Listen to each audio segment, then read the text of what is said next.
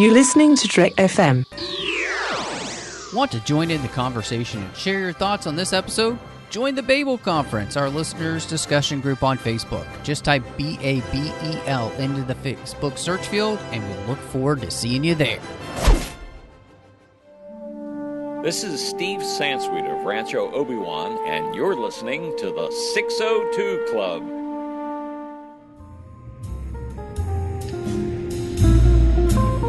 There was a little bar in Mill Valley where all the Starfleet trainees used to go. The 602 Club. You know it. I was there more times than I can remember.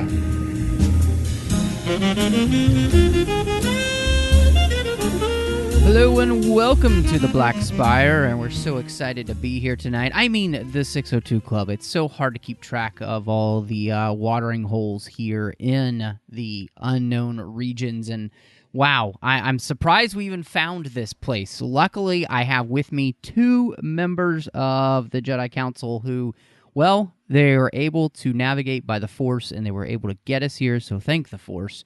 And none other than the one and only Bruce Gibson. Hello there. I can't help but do that. Hello there. The Obi-Wan. Well, we all do it. Yes. Yeah, you do kind of want to do that. I mean, it's hard not to. And he's just so dang sexy when he does it, too. Who, me? Anyway. Thank you. Yes, Notice my voice went, exactly what I was thinking of. Yeah, no, not Ewan McGregor at all. John Mills, Jedi Master here. It's great to have you back to the 602 Club. Yeah, I was going to do hello there, but now I'm too self-conscious about it because Bruce did it so strong. So I'm just like, howdy. Somebody's got to say howdy in Star Wars, right? Now it's me. I say howdy. So there you go. Howdy. That sounds like something that Cad Bane would say. Howdy, lady. Yeah.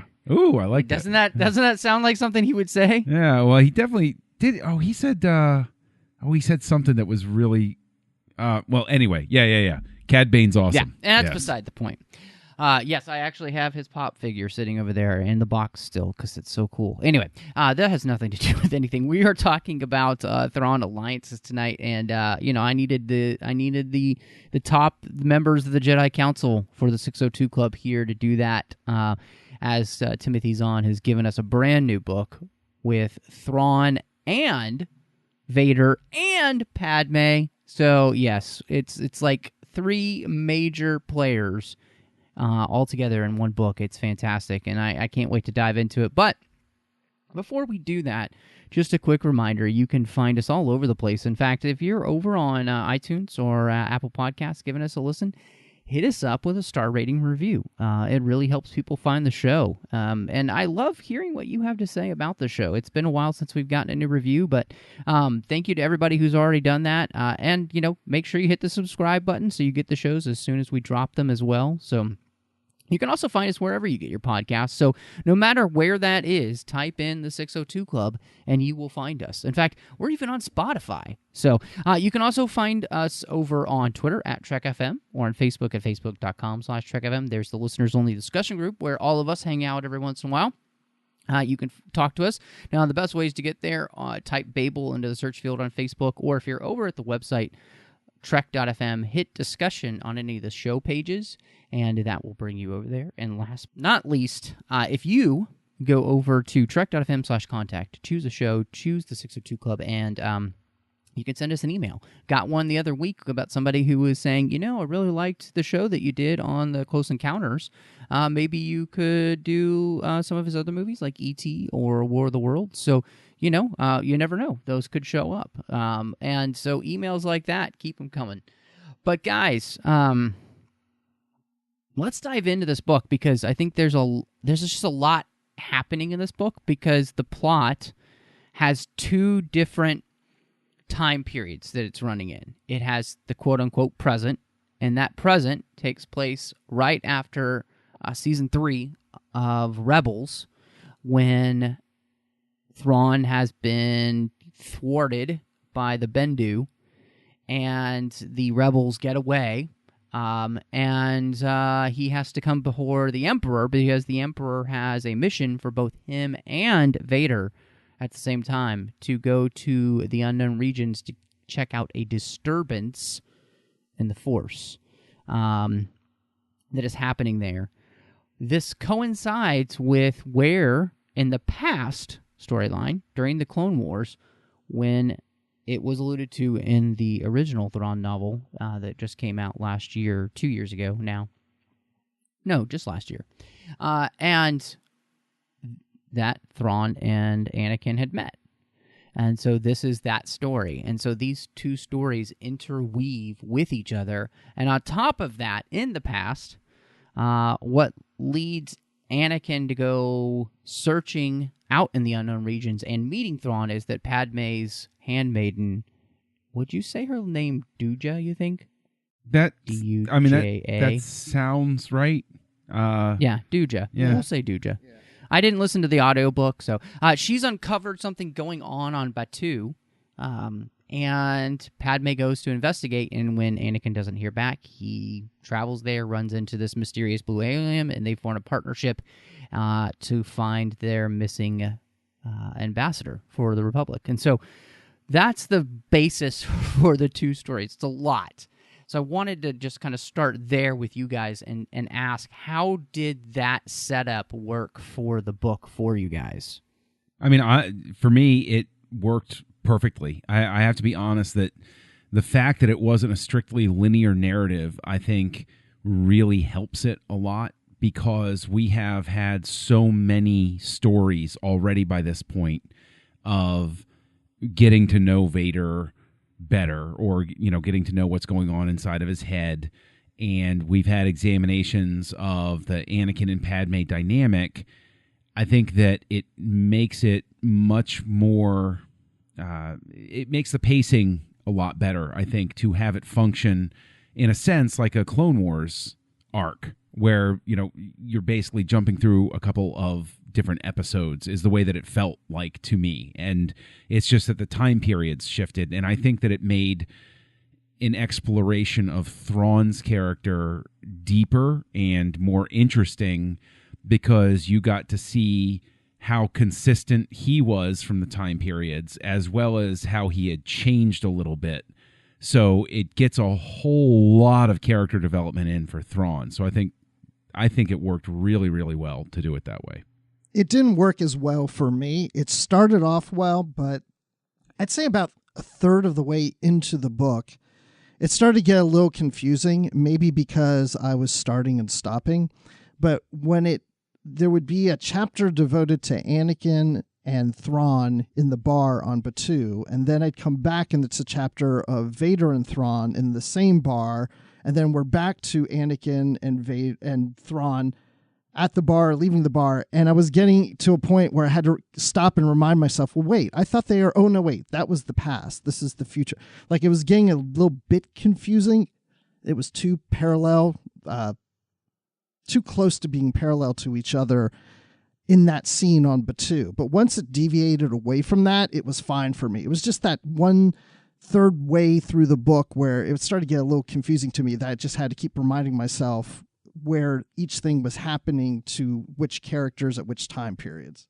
So let me stop you if you've heard this one before. So a Jedi and a Chiss walk into a bar. Wait, what time period is that? Yeah. No, I can see what you're saying. Now, it didn't bother me, but personally, I read through the book very quickly the first time. And then because I had to get I got the review copy, and I had to review it for the Star Wars Report, which you can find Bruce on every week over there at the StarWarsReport.com. And I do the book reviews over there, so you can check those out. And so reading it very quickly, and then in the reread, I did the same thing. I started it just a few days ago and just read back through it again. And so that part wasn't confusing for me, but John, I liked what you said, because I felt the same way, but it almost felt like it was the Clone Wars and Rebels had intersecting episodes going back and forth together.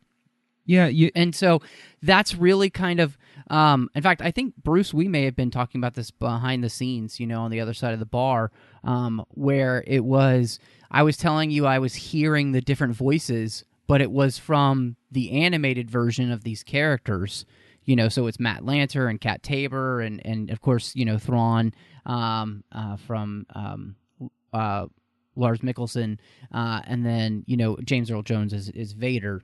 But I was hearing the animated versions of those characters and even kind of seeing it play out in animated form, which is much different than some of the other things. But at the same time, if I wanted to, I could take the book cover that they had, the San Diego book cover, where it was Thrawn and Anakin, and I could take that and I could use that if I wanted to. But really, it felt like a mixture of those two shows put together. See, it's interesting is even though it felt like a mixture, I actually was able to picture, and this has been a big hurdle because the animated Anakin is the one that's more present in my brain at this point because there's just more screen time with him. But I have to give a lot of credit to Zahn because I actually was envisioning Hayden Christensen in this book. And I think that he found a great voice for the character that felt I didn't feel beholden to one expression of the character or the other. I could see it both ways. I can hear Lanter in my head, and I can see Christensen. And as we're talking, I think I can understand what you're saying, Bruce, but I think maybe what worked for me about it was though that specific segment played like an episode of Lost with the flashbacks interspersed with the current action going on. But I can completely understand what you're saying. That's a very visual and audio sort of thing. And I can see where it would not necessarily translate for everybody really well in book format. I can understand that. Yeah, and again, it was just really that one piece where both scenes are in the same location. But it's interesting that you mentioned about seeing Hayden Christensen and hearing Matt Lanter. The way you describe that is exactly the same for me. For the most part, I was seeing Hayden Christensen. I would hear sometimes Hayden, sometimes Matt Lanter, but more so Matt Lanter's voice, even though I'm picturing Hayden Christensen. When it came to Padmé, I was seeing Natalie Portman throughout. Yeah. I was hearing Natalie Portman, seeing her throughout. But regardless of who it is, the voices were spot on. Whether it's with I think it probably favors more so what we saw in the animated adventures. The voice actors probably sound better with that dialogue because, like you said, I think we're more familiar with it. But definitely Thrawn's voice was definitely the animated voice for sure, which I wasn't too keen on because I'd like to have more inflection than what that actor did at times.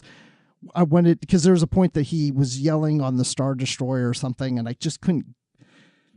I sometimes had to ratchet up a little, like more so than I feel like we get from the animated series.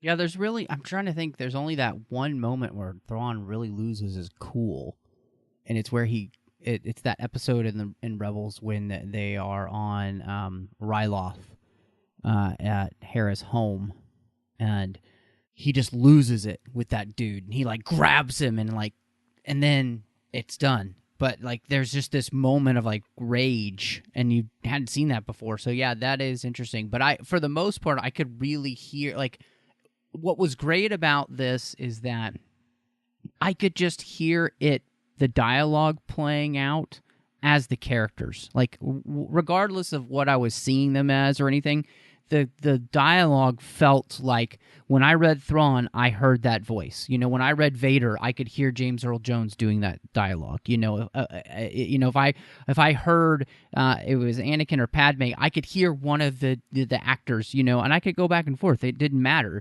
but I could still hear those characters coming through. So what was great is that I was able to kind of amalgamize all the different forms of those characters and put it all together, and it felt like natural. And I thought that was the thing that was great, is this, just that Zahn, I felt like through the writing and through the plot of the story, he was finding a way to capture the spirit and emotion of these characters in a way that felt completely honest and real, with something we would have seen if they had done a, Clone Wars and Rebels back and forth, almost like a Clone Wars Rebels Lost episode.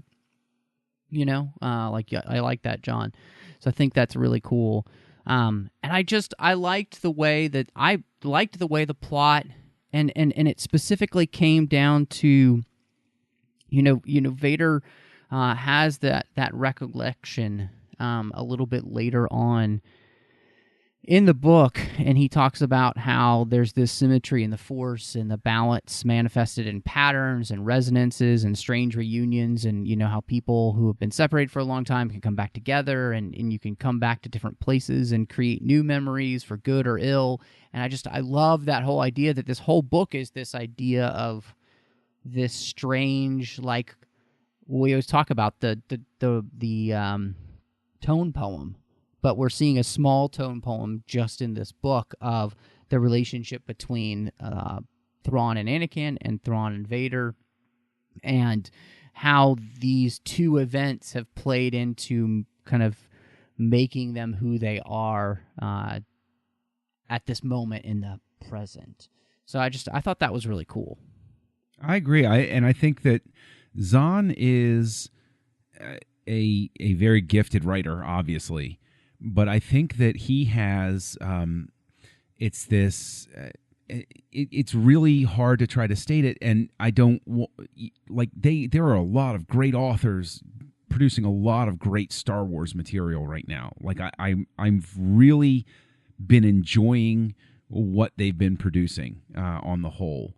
And I think where Zahn has an advantage is he spent time in the Star Wars galaxy, of course, in the past. He's the elder statesman of Star Wars authors and everything. But I really enjoyed it. And I think this book really leverages a lot of that experience. And this very much feels like somebody who's had a lot of time to revisit some ideas in his head and find a way to express them and have them carry through. And I think that's most likely what has made this book for me, where he has gotten those voices right, is he's had so much time to refine his approach to them and understand them just on an intrinsic level. Well, and if you think about the Thrawn trilogy, which we covered on previous episodes, he only had the movies, the original trilogy, to work from at that point. And as we're talking about hearing the voices from the different animated series, that works to his advantage too, because he's going on that same journey as we are. He's watching the Clone Wars. He's definitely watching Rebels because his character of Thrawn is in there. Yeah. And I'm sure he's talked to the writers. I mean, that's got to just spark all kinds of ideas and really tap into who these characters are and really start to understand them, that when he starts to write the book, it's probably easier to flesh them out because they're more defined than what he was doing when he was working on the Thrawn trilogy, when it was just that original trilogy of movies at the time. Yeah. I'd say, too, the thing that I really enjoyed is how the plot of the book plays into the themes of the book, and some of those we'll talk a little bit further on later, but how each section plays into that in different ways. And really, the main title of it being alliances, why do we make alliances with people, and what do those do for us, and are they alliances to which once they have used their they become unuseful to us, or they've served their purpose, we just discard, or that we continue?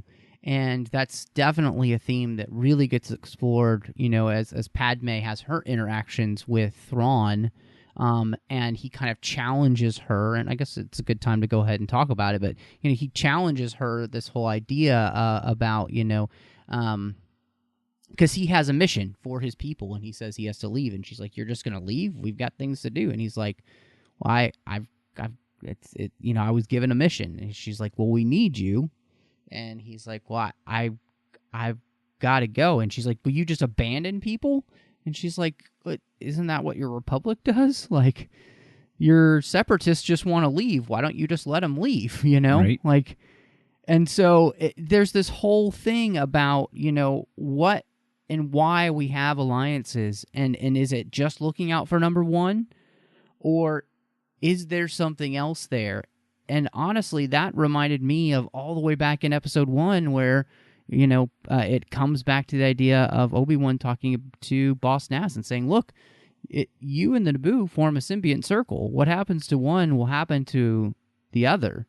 You can't you can't break that, you know, whether you want to or not, and how Palpatine uses the greed of the galaxy to break that into these segments of the galaxy again, so that it is then just based on alliances as a consumer instead as a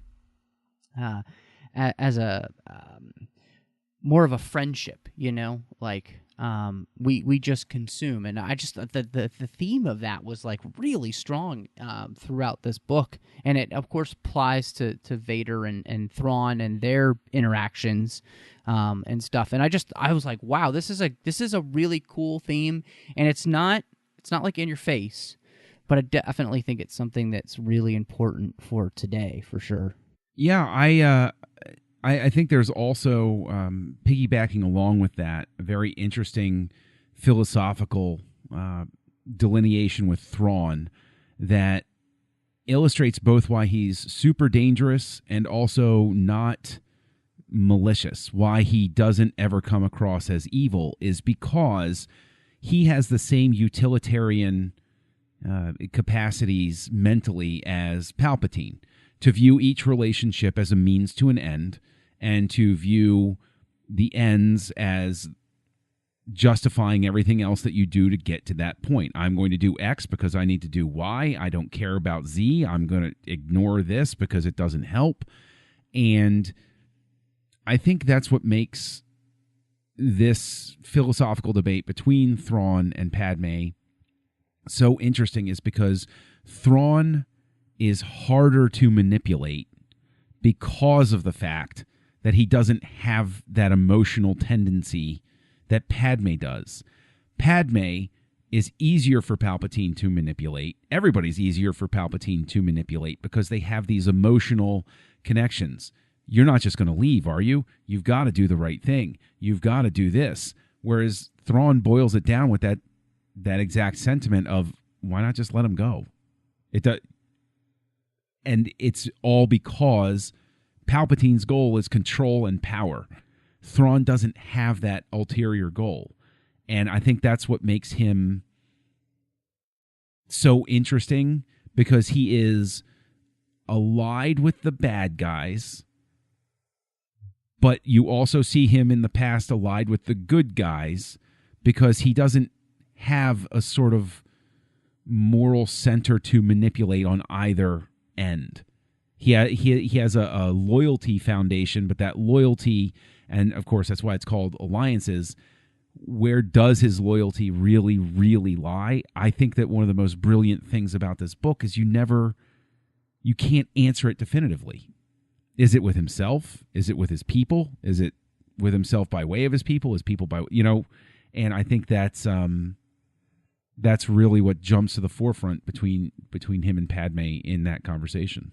Well, at this book and the previous book, Thrawn, just taps into what you were just saying, John. For me, this is the first time, and I haven't read all the Thrawn books that are out there. I did read the trilogy and maybe one other book. But for the Thrawn book and this book, that's where Thrawn became more of a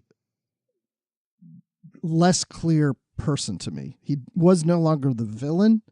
He's just out for himself. And so sometimes he's the good guy and sometimes he's the bad guy.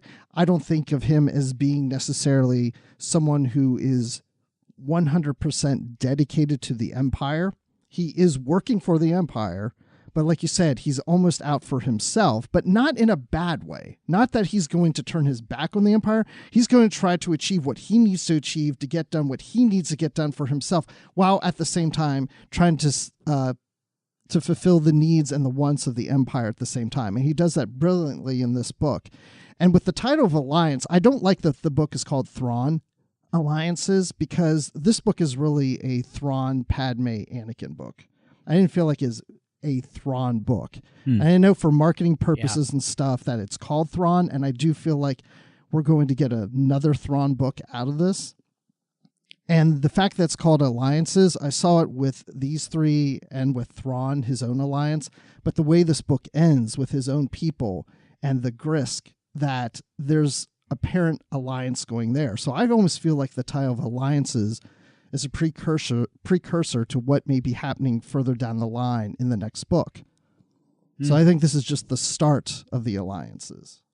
Yeah. No, I think you're right, too, because, the idea of alliances and why are we in them, is it this utilitarian type of alliance, which seems to be Thrawn's kind of MO, which is utilitarianism in most senses, and yet at the same time, there is a loyalty to his people that goes beyond utilitarianism because they are his people.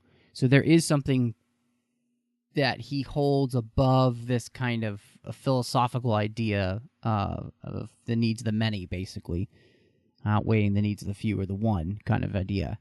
And so there's all of these different layers, and I agree with both of you that the philosophical side of this is that Padme doesn't realize that the Emperor is playing off of her morality, and the Jedi's morality, by creating this war and making it seem like all these things, but it's not actually any of those things.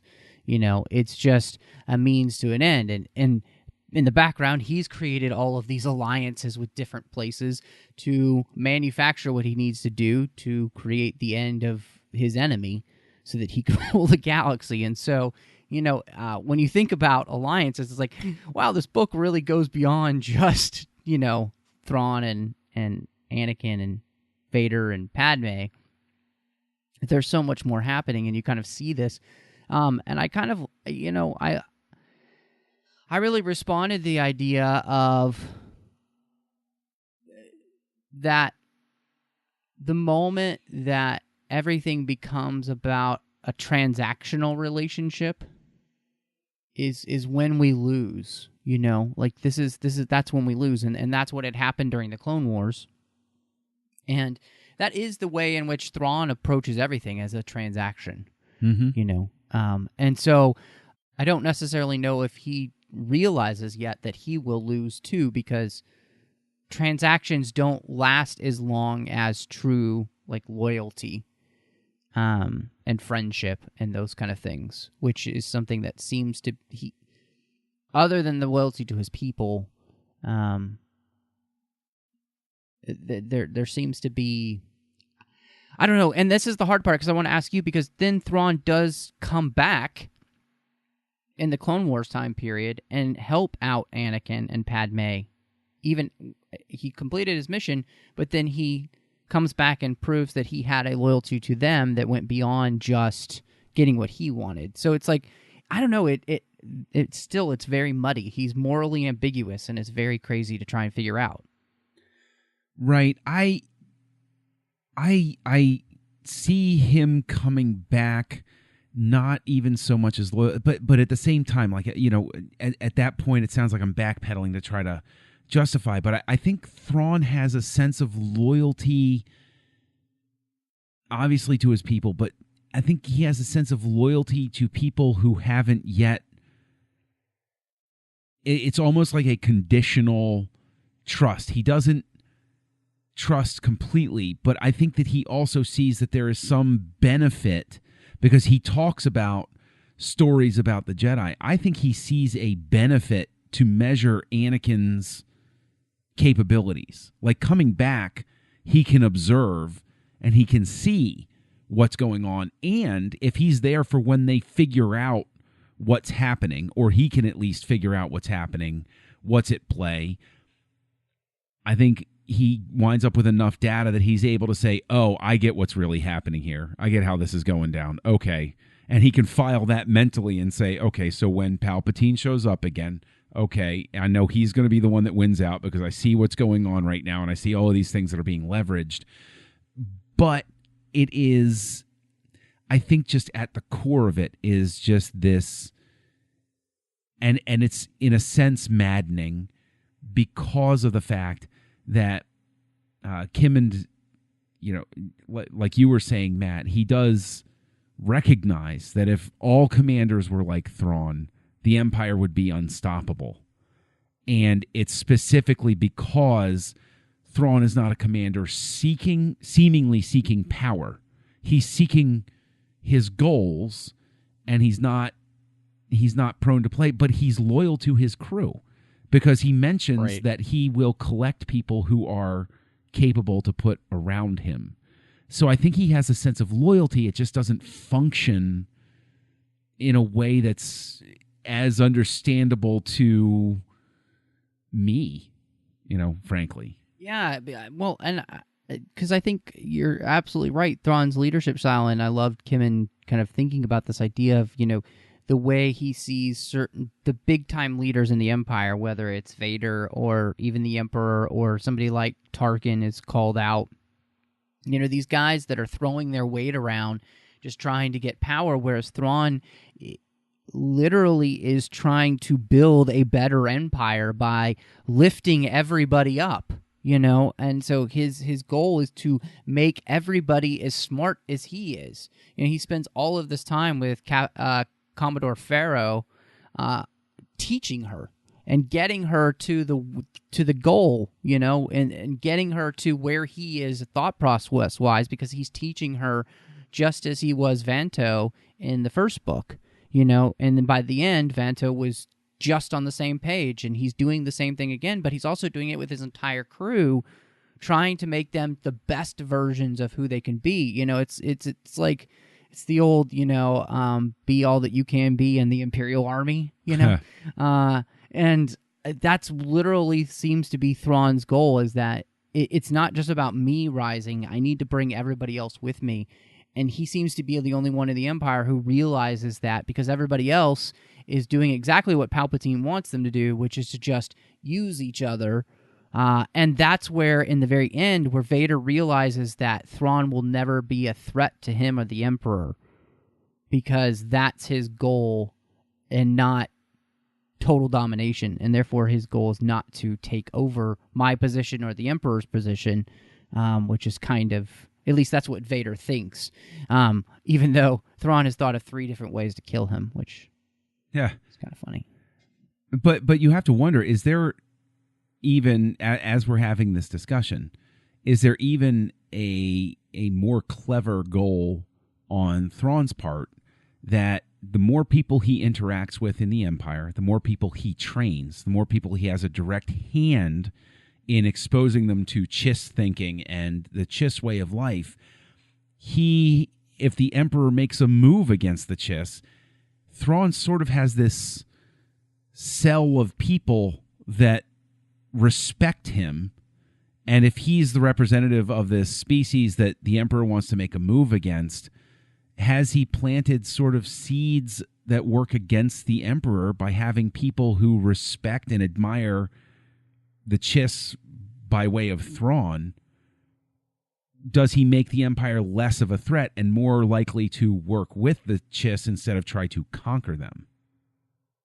Yeah, it's almost that he's there to protect the Chiss from the Empire by helping to deviate the Empire and create loyalty among some, so that the Chiss are never threatened by a takeover of or from the Empire.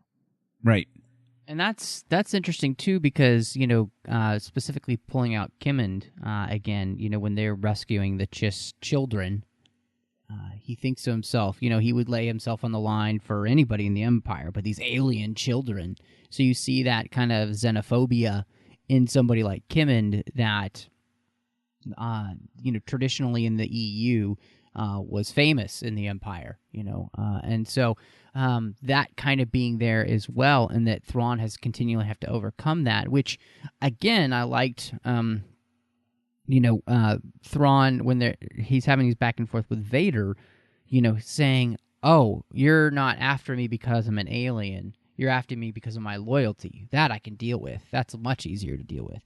So, this idea, though, of his leadership, I just thought was really interesting, because Kimmon does say, man, if this leadership style does spread, this empire could last forever, Right. And it's because it's again kind of talking about that transactional nature. Thrawn, there doesn't seem to necessarily be this strange our ulterior motive of Thrawn, at least that we know of right now, where he's training people for any other reason than that's what he's supposed to do, right? That's what he believes a good Grand Admiral should be doing, is raising up the next generation, and treating them with respect, and that they should be taught, other than that they should just be peons to do what it is that you say they do because you're in charge, like a Tarkin or even a Vader. So I think it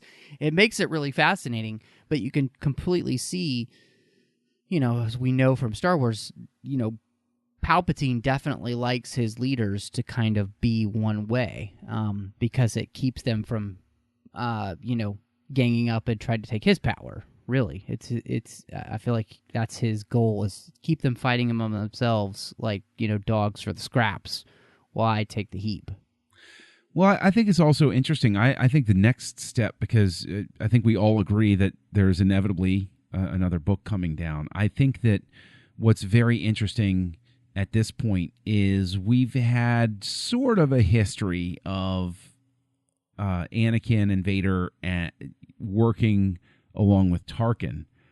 I think it's a very interesting thought exercise, and I'd actually like to see it explored more directly in a follow-up book to this, of Vader interacting with Thrawn is a different thing than Vader interacting with Tarkin. But both command Anakin's respect for obvious reasons. And I just find it very interesting because we see Vader listening to Tarkin, willing to go along with Tarkin, and willing to be in partnership with Tarkin. We see him the same way with Thrawn. So now I'm endlessly curious, what would it be like to have Thrawn and Tarkin in the same room, and then even throw Vader in for the mix? Have some sort of mission where they're all together would be very fascinating to me, because obviously Tarkin is different than Thrawn. And I think also very interesting is you see Vader's tendencies that manifest themselves later in The Empire Strikes Back to want to kill somebody who angers him. And Thrawn is the one that is able to soothe the savage Sith Lord, as it were. There are constant references to Vader's hand started unconsciously drifting toward his saber, and Thrawn is able to just sort of talk him off of the ledge. Well, you see this other commander type in the original trilogy. Vader doesn't listen to them. So that in and of itself is very interesting. But I would be really interested to see Tarkin in contrast. Yeah, but I feel like Vader would kill both of them if they were in the same room. Because that would be a very interesting dynamic between Thrawn and Tarkin with Vader there. Because one of the things I liked about this book is the Thrawn-Vader relationship of the who's in charge. And it's very similar to Tarkin and Vader when you watch A New Hope. The question is, well, who's really in charge here? Is it Tarkin? Is it Vader?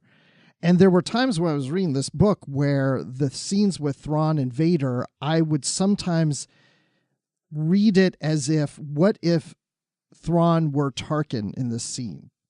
And so I would read the Thrawn character almost like Tarkin to see how it worked. And sometimes it worked and sometimes it did. But that relationship of who's in charge between the two was very apparent in this book.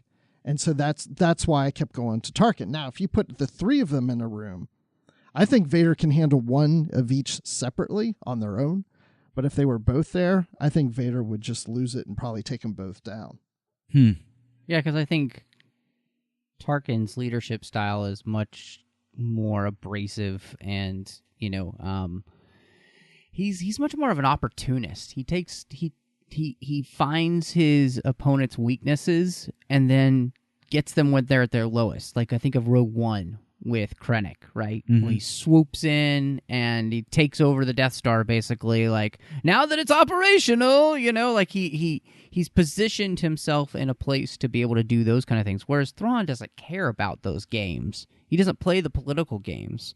So it's much different, which I have to say with the Thrawn-Vader relationship, the beginning of the book where Thrawn thinks to himself how Vader is on Tarkin and the Emperor's side with this idea of this Death Star, this Krennic's plan, whereas, he has his TIE Defender program. And by the end, Vader has switched his alliance to Thrawn and saying, I like your ship. Here's a couple of ideas that you should go work on, and I will talk to the Emperor about this. You know, he seems much more in favor of that, which makes sense because Anakin is a starfighter pilot, and that's what he loves, and he still can't let go of that. So that was a really interesting dynamic as well, because I felt like Thrawn and Vader, that whole relationship, I feel like Thrawn is kind of able to win Vader over in the end, specifically, and I think it comes down to the moment where they unspeak the elephant in the room that Thrawn knows who Vader is. Yeah. And that earns his respect. Like, he's earned Vader's respect in a way that nobody else could ever do. Because of this whole relationship and everything.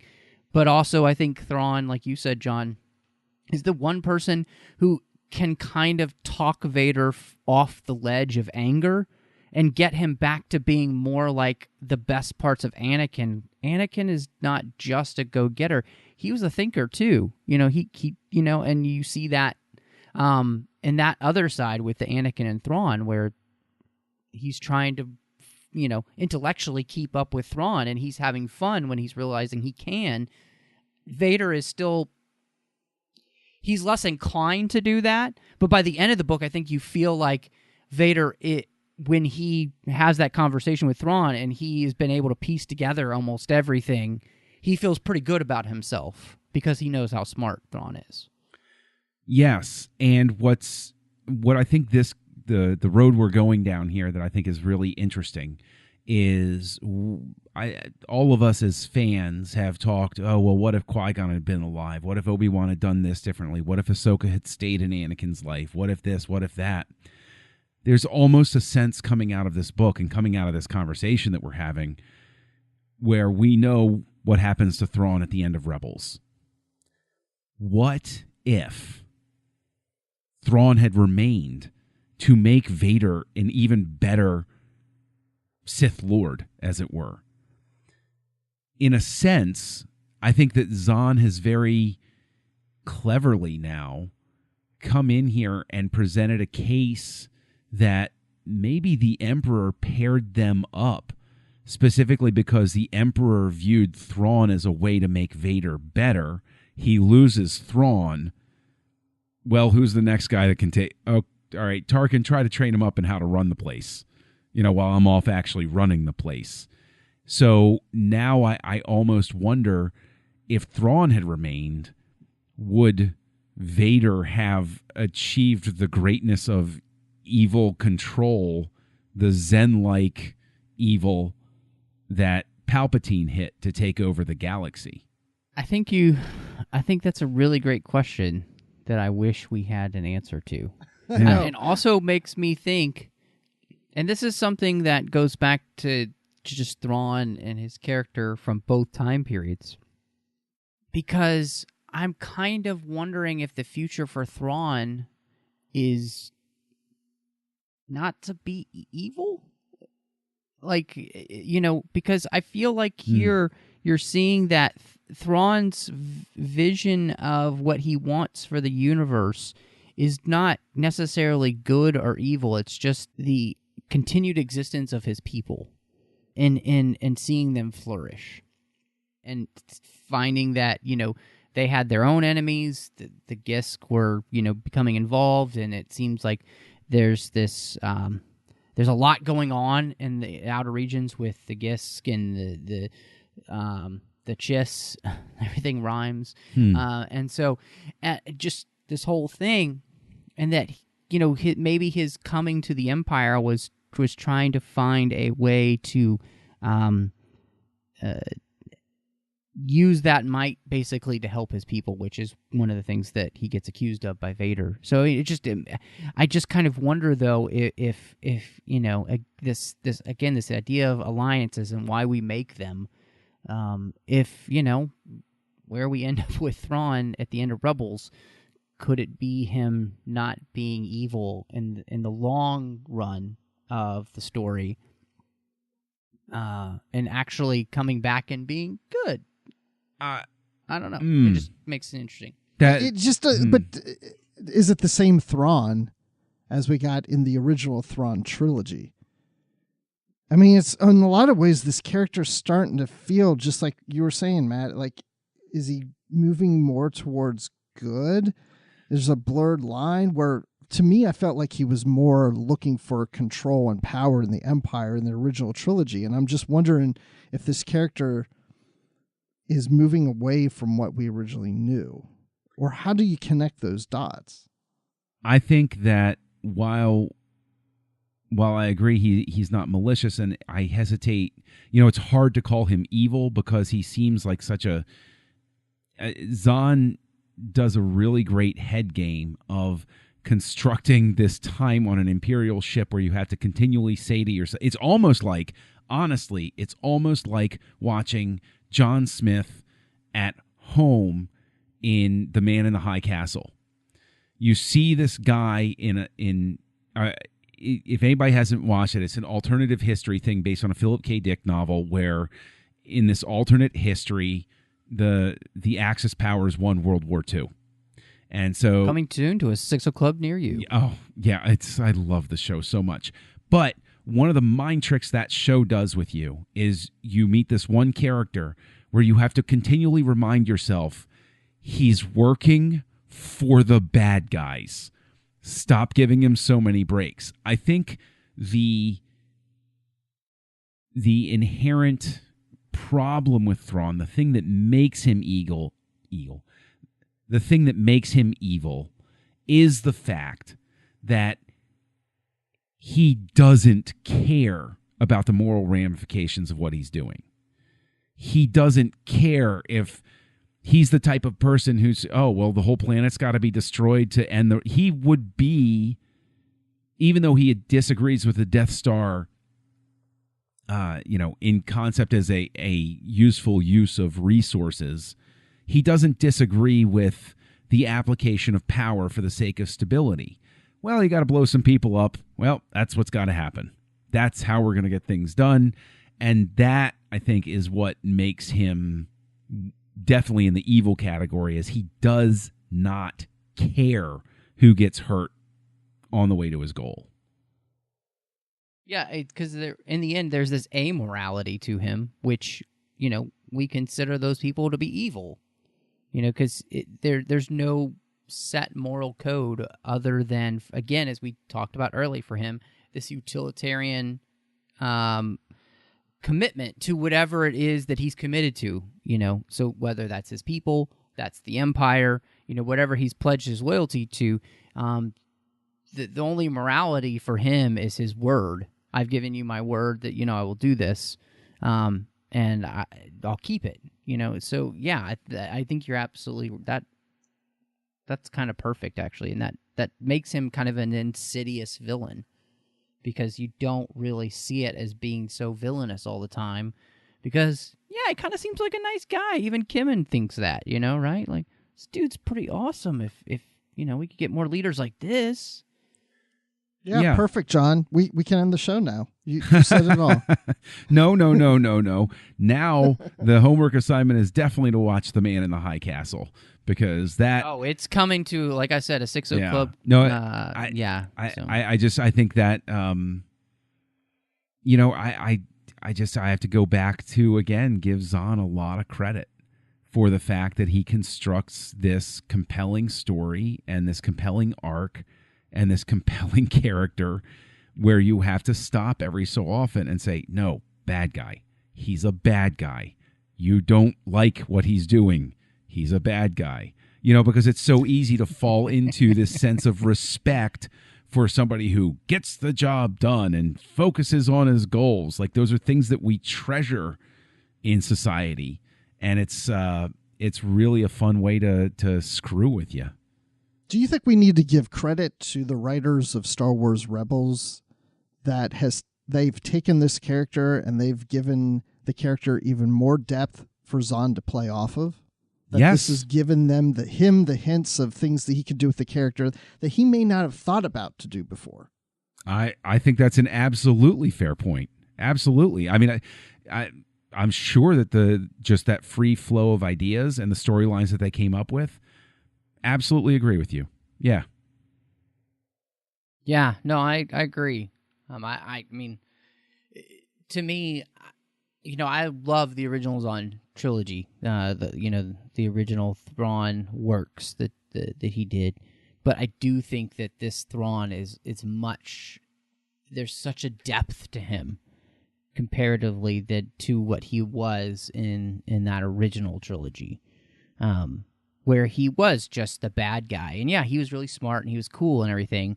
But this, it's like we just had probably a 20-minute conversation about what's driving this guy, and we still don't have necessarily a clear answer. And I think that's a really great character because you can bring him so many different ways. And we haven't really talked about, what did you guys think about his interaction with Thrawn, Anakin, and Padme, and that dynamic? Because I thought that was very interesting to kind of see that dynamic as compared to, him and Vader, where that's much more antagonistic. This is much more, Anakin and him kind of make a fun buddy cop film. And then you add Padme in there, and then he's like, oh, I see what you guys are, yeah, you can't hide that. Yeah, I love the dynamic between the three. I think, if anything, I was just happy to have Anakin and Padme in a book again, and just seeing those two characters together. And adding Thrawn in there just added a whole nother element to it.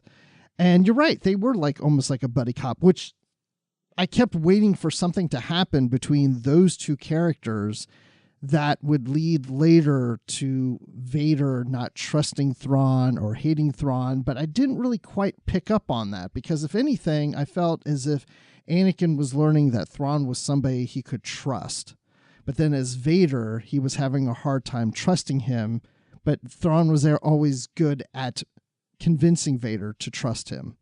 And Vader was learning that along the line. If anything, my favorite part of this book is the dynamic between Anakin, Padme, and Thrawn versus Vader and Thrawn. The Vader and Thrawn was okay. I mean, it was good, but I preferred the Anakin, Padme, Thrawn piece better. The thing I like about the introduction of Padme is that Zahn does a great job of making her the intelligent, capable character that we grew to love in the Clone Wars. And I think her presence, what works so well is that you can see Anakin's own trouble dealing with his duty and his personal life, which is, of course, a theme that runs through all of the Clone Wars, all of the movies, all of that sort of thing. Anakin is trying to straddle two worlds, and having her in, it would have been way too easy to have this story be, here's Thrawn and Anakin, here's Thrawn and Vader, this is what's different, this is what informs that. Padme becomes that X factor that comes in that I think if you really tease it out, you can see that Thrawn understand. We talk about Thrawn talking Vader off the ledge.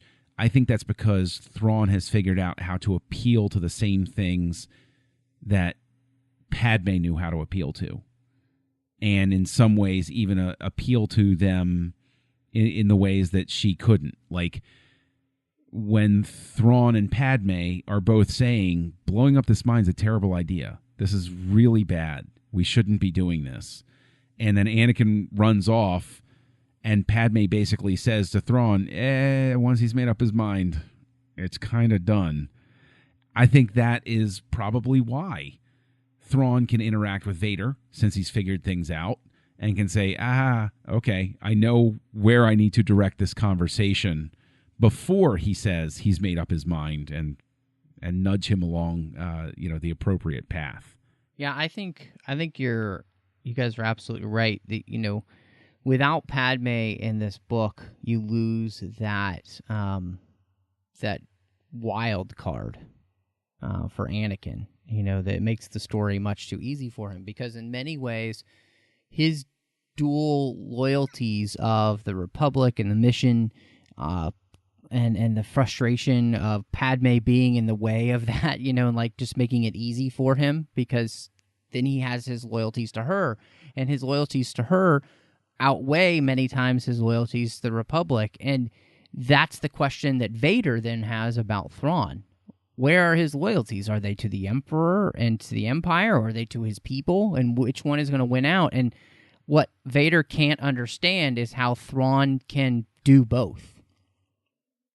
And that doesn't make sense to him, because Anakin can't do both. Anakin's binary. And he always has been. And I think that's the interesting thing is that Anakin still runs very much on that, as Vader, he still runs on that whole thing. You can only serve one at a time, really. You can't have more than one master. And you can't have more than one reason for doing things. And which is interesting because, we're all complicated. And that's what Thrawn is. He's very complicated, and he does things for many different reasons. But that doesn't mean he's not trying to make sure that he serves the most amount of people, even if they're his people and the Empire, because he doesn't see why those two should be at odds. And that's the interesting thing is, in many ways, like, Vader is the Twitter mob, and Thrawn is the guy in the background being like, well, why can't we have both? Why can't we have Marvel and DC? Why can't we have Star Trek and Star Wars? Like, why can't we do both? Why can't we like both? Like, he's that guy. And I just think it's very interesting because Thrawn then can play on that with, like I think you're saying, John, with Vader, because he knows how to get him to start thinking in a different way, in a way that Padme couldn't, because for Padme and Anakin, there was all this other baggage that went on with things, and Thrawn doesn't have that. So he's able to help him see a new perspective, a certain point of view. And that's interesting because Anakin really has always struggled with that in his life of being able to see anything from another point of view other than his own. Yeah, and Thrawn obviously, being able to piece together, Anakin sees, oh, there's clone armor, they're going to infiltrate, they're going to get in our legions, and they're going to turn against us, and we're not going to see it coming. But Thrawn very much sees that next step, and I think he even gives voice to it, saying that, well, that doesn't really make sense for the Separatists to do that. And you can tell that Thrawn is just that step ahead of Anakin. And I think what's very interesting is that Vader still isn't making that step ahead. Anakin doesn't see all of the consequences of his actions or all of the things in play, because he's very, to your point, Matt, about being binary, he's an either or. There's clone trooper armor, therefore it must be Separatists are doing this. He doesn't take a second to step back and say, well, wait a minute, is there something else going on here? Because they're making both clone trooper armor and they're making droids out of this. Hold on a second, what could possibly be going on aside from what I just instantly locked into as my conclusion? And I guess that's what makes their dynamic interesting. But what makes Padme puzzling is that she's here in this combo, and it's another situation where Padme resigns herself to Anakin doing the thing that he set his mind on, blowing up the mine at the end. And it's sort of frustrating because Padme is a very competent and capable character, and I'd like to see them do even more exploration of what it is that makes her so acquiescent to Anakin like she is here. Why can't she put her foot down and say the Republic says no? I'm speaking for the Republic. You're a soldier for the Republic. I'm the branch of government that tells you no. We're going to take a different tactic on this. You think she's too soft with Anakin? Oh, yeah. Oh, yeah. I hadn't really thought about it, but you're right. And it definitely shows in this book that she's always, she defends him. She seems to just go his way. Yeah. I mean, she's a very tough, independent character in the book, but you're right. She gets soft around him. Yeah. And there's obviously a reason, but in many ways, it's like Anakin is her kryptonite almost. mm-hmm. You know, like he gets around and she can't say, and I don't know if that doesn't have something to do with, you know, the way they met and all of the weird feelings that go through with all of that.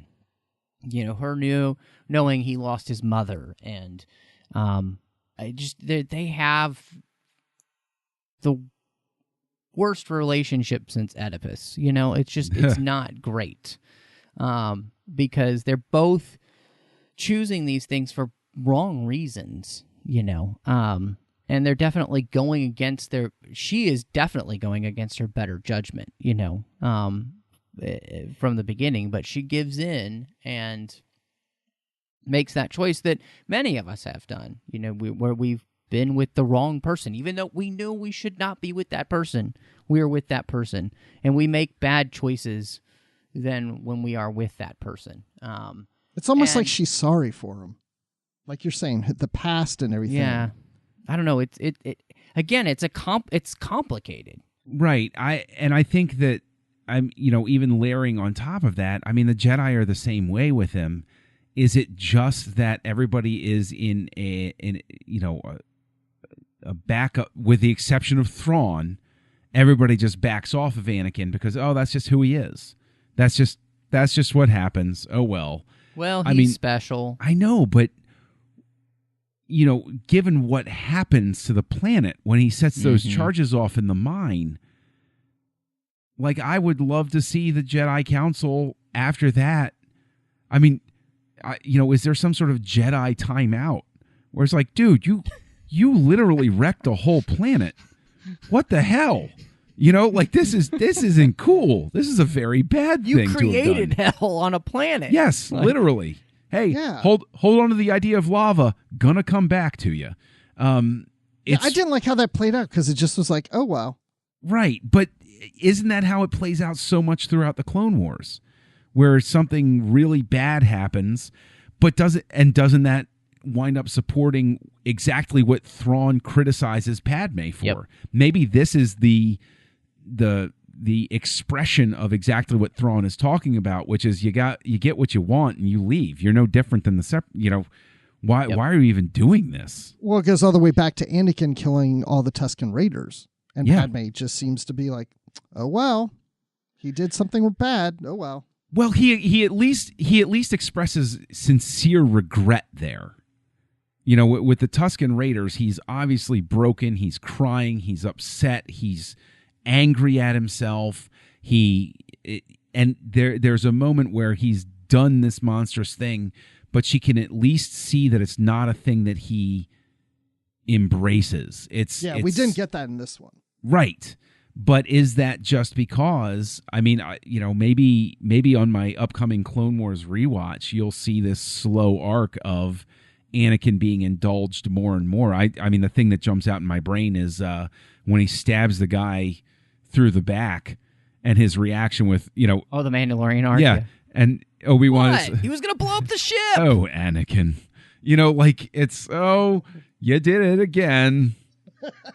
Oops, Anakin did it again. Yeah, exactly. See, but what I love is that this whole thing with Thrawn and Anakin and Padme, what we're getting to is this idea that Padme says at the end there about this it's collateral damage. You know, that they're getting so used to war and death and kind of using people as pawns to quote unquote win. And this is exactly what Palpatine wants, because it is getting everybody who knows better to betray the morals to which they have been fighting to protect, which is exactly the thing that, Ezra talks to Yoda about. And he's like, if we don't fight, how can we win? And Yoda says to him, how Jedi chooses to fight. Like that's the question. Like, how do we choose to fight? And what actions do we take to change the galaxy? That's the question. And so everybody is falling into that. It's not just Anakin. It's obviously the Jedi, because they are taking they're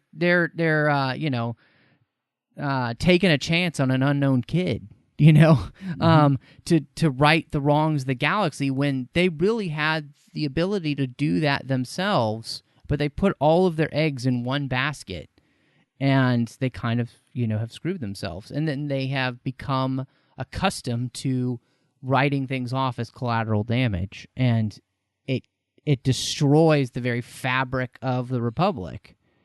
And so, and you've got Palpatine on the other side just pulling that thread, just watching it unravel and like cackling with glee as it happens, because everybody's playing into his game. And so I think that's the thing that makes this so fascinating. We really did touch on the idea of like, Palpatine's plans there, as, he's playing both sides and everything. So I wanted to ask you guys kind of one more major thing that plays into this book, because we learn a lot about the Chiss and the unknown regions. And this is something that has been kind of like teased, I think, a lot for quite some time. And I mean, you got it with the last Thrawn book. It's the idea has been in the Aftermath trilogy, and it's been in other sections of the new canon. This idea of there's something out in the unknown regions. Palpatine was kind of preparing for it, wondering what it was, and all this stuff. And we're slowly starting to get that. So what did you guys think about all of these, little bits and pieces we finally started to get? It's intriguing, because when it was first expressed about the idea of the unknown regions many, many years ago, I had a little bit of a tough time with it, because it almost made it seem as if Palpatine had some sort of almost defensible method, like there was almost a defensible goal where it was like, sure, he's evil, but there's something even worse out there. Whereas I think this book does an excellent job of recasting that as Thrawn being smart enough to know the Empire's not going to stop. It's not that Palpatine is so much preparing the galaxy against this extragalactic invader. And I mean, this goes all the way back to the 1980s Marvel run with the Nagai and of this extragalactic foe, which later is expressed as the Yuuzhan Vong. And it was always presented as, well, Palpatine knew something worse was on the way, so that's why he was sort of, a super evil dude. This recasts it as the Empire wants to expand. The Empire is going to come out here eventually anyway. So Thrawn's view is, I might as well get on board this train and try to direct it. And that, to me, is a much more believable and it's a much more believable casting of Palpatine, and not trying to anti-hero him up in some way. To say that his goal is to control it all, and the unknown regions are only going to be unknown for a little bit longer. And so we got to, Thrawn wants to act to make sure that the Chiss aren't wiped out when it happens. I've always been very interested in the unknown regions, and I loved it when it came up in this, but I really love how, like you were just saying, John, how the Thrawn and the Chiss relate to all this, and what Thrawn's doing on his end to protect them. And we've been told about these hyperspace lanes and how it's difficult to navigate through the unknown region. So we're getting little bits and pieces through different books about this unknown region. If anything, I'm very interested in how the First Order later has a relationship or a hold of or hiding in the unknown region. And I want to know a lot more about that. That's probably what I'm more interested in. But the more we learn about the unknown region, the more it becomes known. So there's a piece of me that says, I find the unknown region be fascinating because it's a mystery because it is unknown. But then once we start to find out more about it, I think it may get less interesting to me because we start to know more about it and it becomes less of a mystery. So I'm hoping that they still keep it to a point that it's still mysterious for a long time, if forever, that we never get all the answers. We never really figure out exactly what this region is all about. So I liked how it's just lightly given some context, some information about it without going too far. But I love how we have somebody from the unknown region in a prominent role in the Empire, and that's fascinating to me. The thing that I think I'm most excited about is that, honestly, it's kind of funny that of all of the stories with Thrawn and everything, this is the most we actually know about the Chiss. The fact that they have force-sensitive beings in their group, and that's how they navigate space. Because the unknown regions are such a, and it reminded me, and this is what I loved, is the synergy. There's so many Rebels connections. One, it reminded me of the maelstrom that the Lasat, you go through this maelstrom to get to their home planet. So it's this area of like this stellar nursery, basically. And the unknown regions are very much like that as well. There's been this astronomical phenomena that has created this unstable region of space that makes it very hard to jump through. And the Chiss use these force-sensitive children who, they don't know why, but most of them tend to be girls, and their precognition through the Force to be able to jump and be able to explore the regions of space, since most of the space lanes don't stay space lanes for long periods of time. And so, and then the role of the Gisk in that, and how, they seem to be wary of the Empire, and their way of kind of taking somebody over is to slowly infiltrate, and find their way in. All of that to me is just fascinating. So it's like there's so much going on out there that I do kind of want to know more about, at least in that aspect. And then, like you said, Bruce, we have this whole thought process of that's where the First Order kind of goes. The remnant of the Empire goes out there, and then who knows where Thrawn and Ezra end up after Rebels. So it's like they're all this stuff that seems like it's pointing in that direction as being important. And finally, we got just a skosh amount of answers of what's some of the stuff going on out there. Here's a question I need to ask. At one point, we find out that Thrawn was taken aback in meeting Anakin Skywalker because the Chiss word for these precognitives is essentially Skywalker. Did that work for you, or did you say, really? It to me, it felt Lucasian. It just felt like something Lucas would do, personally. So it worked. I thought it was kind of neat. It didn't blow me away, but I thought it was cute. I thought it was cute as well. Yeah, that's the word I come up with. It's cute. But at the same time, I will completely cop to the fact that I could understand somebody reading that and saying, really? It's one of those things where I think it works, and I agree with you guys. It's cute, but I would also not hold it against somebody who didn't really dig on it. So, a couple things then, kind of talking about this. What did you think of this idea of traveling by hyperspace through the Force like this, and then having Vader then learn this and do that? What did that work for you at all, or was that you're like, oh, that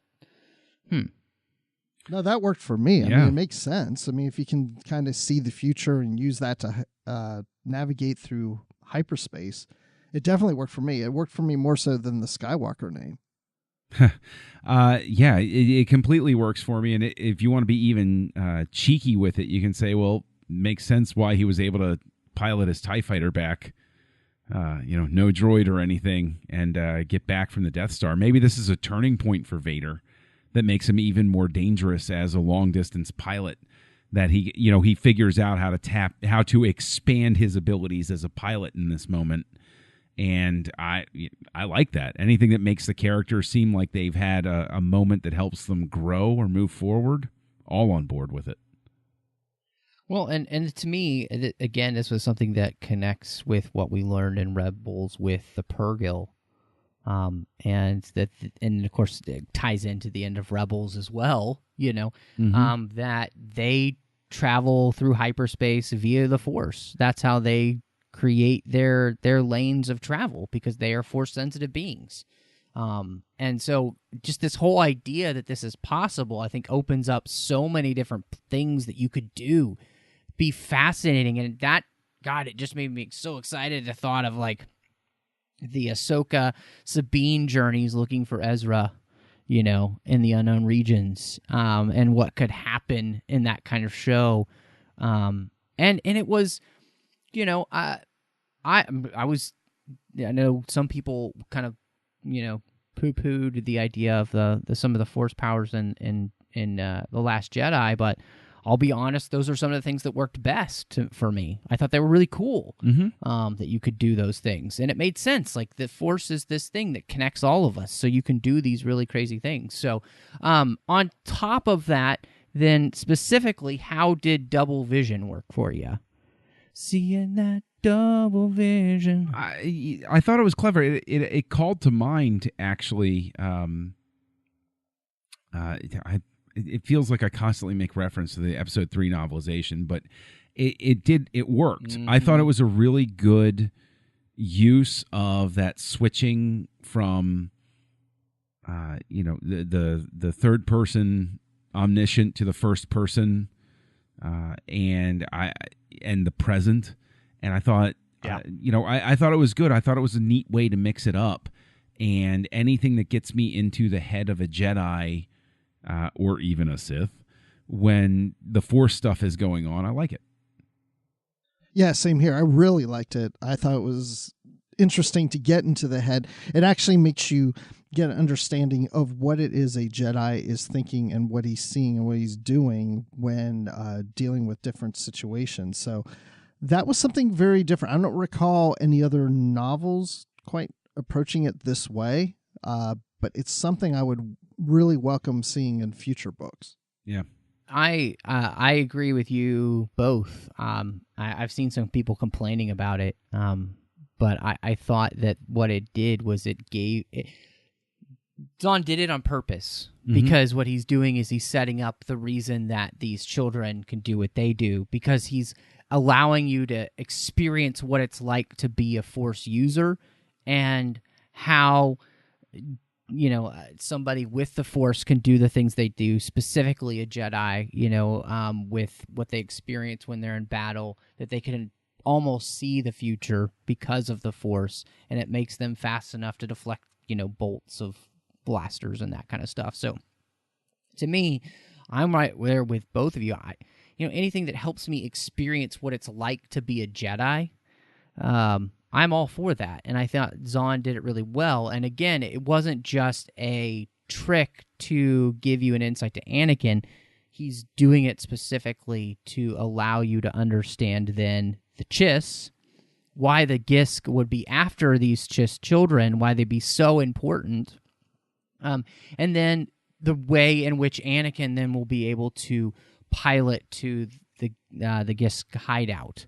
So, I thought all of that was it was really exciting, and it was really fun, and I would like to see, if you, Claudia Gray's got that new book coming out with Obi-Wan and Qui-Gon. It'd be kind of interesting if Double Vision showed up there, giving you an aspect of Jedi in their prime. Yeah, I mean, if this becomes a sort of a shared conceit among the authors, that would work pretty well. But at the same time, I wouldn't, I wouldn't mandate it in any sort of way, because if an author isn't comfortable with it, obviously they're not going to want to use it, and they're, et cetera, et cetera, et cetera. But I think this is great, because it puts another interesting tool in that toolbox if another author wants to come in and say, hey, you know, I kind of like what you did there. You know, I'm sure that they have, you know, enough mutual admiration and respect to, you know, borrow each other's tools if they so desire. Right. Well, and the nice thing is that, you know, because this is now there, you don't necessarily have to do it every time, too, because you already kind of now, if you've read this book, it's in the back of your mind that this is how Jedi are experiencing the world. Mm-hmm. You know, so when it just says that, you know, in the fight scene that they're able to block blaster bolts and everything, you can then add that to your experience, honestly. So I think that's kind of neat as well. I feel like there's, I mean, this book is we haven't even covered half of the cool plot points in so many senses. We have not ruined the story, I don't think, for anyone. It's a fascinating read, but I'm wondering where you guys came down in your ratings for Thrawn Alliances. So, Bruce, what have you got? It's so weird when I do shows like this because I have a certain opinion of a book, but then when we talk through it, sometimes I think less of a book, sometimes I think more of the book. If anything, I think I'm feeling more for this book after this conversation because it really gets me thinking as we're talking through different aspects of it. And so I'm going to give this a quadruple vision. Double vision. John thinking the same thing as Bruce about talking about the book and teasing out the themes. The end result is that I think this is a really enjoyable book. I'm with Bruce. 4 out of 5. Why not any higher? Because my metric is, would this be a book that I could convince my wife, who is not a diehard Star Wars fan, could I convince her to read this? And I can honestly say, as much as I enjoyed it, as much as I love it, as much as I'm probably going to reread it, as much as I treasure it as part of my collection, I could not get her to read this book for love or money because there's no hook that makes it, that broadens its appeal outside of I desperately enjoy spending time in Star Wars and I want to read more Star Wars. The only thing that I would knock this book for, and we didn't really talk about anything that was negative, but I just wanted more description for the aliens. And I feel like there's probably a reason for them not doing that, so that there's not enough for them to feel like, okay, is it all the aliens are just so basically outlined for you. There's no real detail, so it gives them, you know, the ability to do whatever they want, really, for the most part, when they go in, if they ever use these and create them. But I was a little disappointed because, you know, it's like I don't really know. I don't have a great feeling of what, you know, the Darshi look like, or, you know, the Gisk really look like. I mean, again, there is a very rudimentary explanation of their look, but it's not really enough to make me feel like connected to them as an alien species in Star Wars. Although you may see them, who knows, when Batuu comes to a galaxy near you. Yeah, it's absolutely true. That's very true. So for me, I'm going to say that this is 4.5 out of 5 crashed Jedi starships in you know, treason on Batuu. So I really enjoyed this book, and part of the enjoyment for me was, as we said at the very beginning, the way in which Zahn was able to capture the voices of the characters. And if you can do that in a tie-in novel, you're going a long way.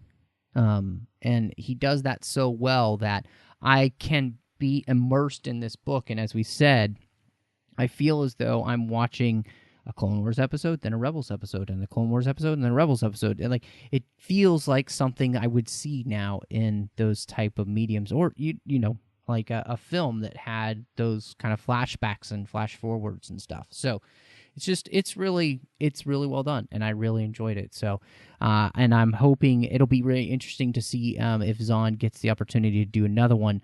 The timeline is a little interesting since this one takes right, you know, before Season 4 begins of Rebels, and we know what happens to him after that. So where you squeeze in, I'm not exactly sure. Another book, but I'll be fascinated to see if they get him to do another one. And if they do, I'll be right there to read it. So I'm really excited that I had, you two Jedi Masters to talk through it with me. It's always a thrill to have you guys here in the 602 Club. It means a lot that you'd spend your, as we record these on Tuesday night together. And thank you so much to our associate producers, too, through Patreon. We've got Ken Tripp, Davis Grayson, and Daniel Noah, who has just joined us as associate producer through Patreon. This is a huge network, and to do this, we can't do it alone. In fact, I do know recently that we've just kind of been getting by. So if you can help us out in any way, go over to patreon.com/TrekFM, see how you can be part of the team. We have some different contribution levels that you can help us out at to give you extra stuff. We like to give away extra things to you.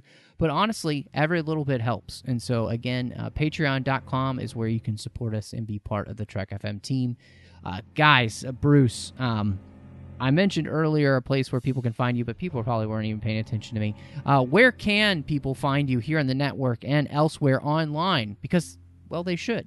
Well, you can find me here on the network talking about other books here, about Star Trek books, on Literary Treks with Dan Gunther, and you can find me talking Star Wars on the Star Wars Report. So it's kind of like we mix both podcasts, talking Star Wars and books, all into this podcast, this episode right here for me. So yeah, so check me out in those two places, and you can find me, of course, always in the Babel Conference, and you can find me on Twitter at Admiral_Rex. So you are an Admiral and Rex. I like that. Yeah, see? You got two Star Wars type things going on. Well, I have another buddy over here who has a lot of Star Wars name going on over on Twitter. But Master Mills, where can everybody else find you? Look for Kessel Junkie. The name is like the ghost of Tom Joad. If you call out to it, it will be there. And you can find me co-hosting Words with Nerds with my pal Craig out there in the ether. And you can find me actually over on the Nerd Party Network, co-hosting Aggressive Negotiations with somebody named Matt Rushing. Man, who's that guy? He's kind of a cool guy. I like him. Kind of fond of him. He's all right. He's not bad, I guess. But you can find that Matt Rushing dude over on Twitter at MattRushing02. He's on Instagram under the same name. You can also find me here on the network with Chris Jones talking about Star Trek Deep Space Nine over on the Orb. I am also on the Nerd Party Network, and over there I not only do Aggressive Negotiations with John Mills, but I also do Owl Post with Dre Kaufman as we talk about the Harry Potter books one chapter at a time. We're in the middle of the Goblet of Fire, so make sure you check that out. It's a lot of fun. And then last but not least, I am doing a show called Cinema Stories with my good friend Courtney, and that's where we talk all about films, but through the lens of faith. But thank you so much for joining us, and may the Force be with you.